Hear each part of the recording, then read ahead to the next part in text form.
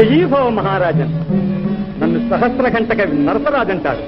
పట్టిన ఘంటం ఆపకుండా వ్రాస్తాను. పరుల కవితలో తప్పులు పడతాను. నా విద్యను పరీక్షించి ఏ పత్రిక కటాక్షించండి.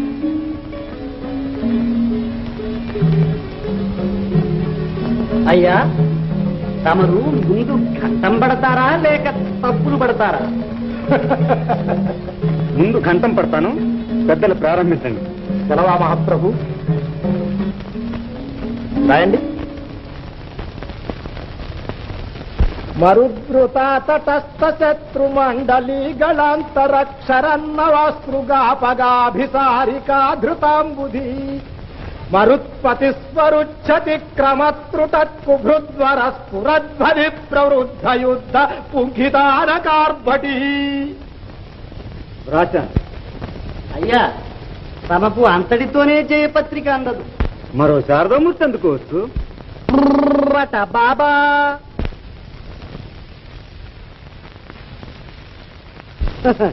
మరొక్కసారి చెప్పమన్నారా? పూవట బాబా తలపై పూవట దాబిల్లి వల్వబూదట చేదే బూవట చూడగనులు కవ్వట అరయంగనట్టి అరుణకు జేజే.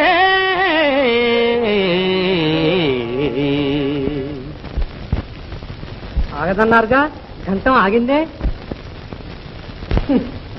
చెప్పిన పద్యమే వ్రాయలేని వాడవు పెద్దల కవిత్వంలో తప్పులు పడతావే.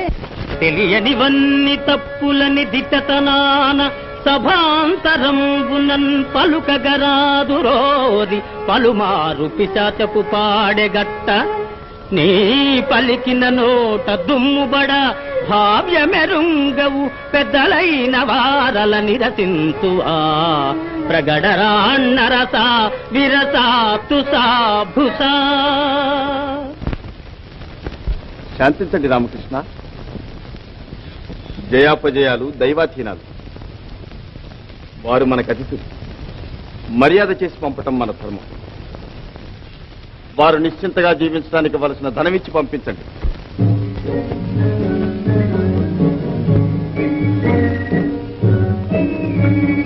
ఆహా, కలికాలంలో ధర్మదేవత 4 పాదాలతో నటించే దివ్యస్థలం.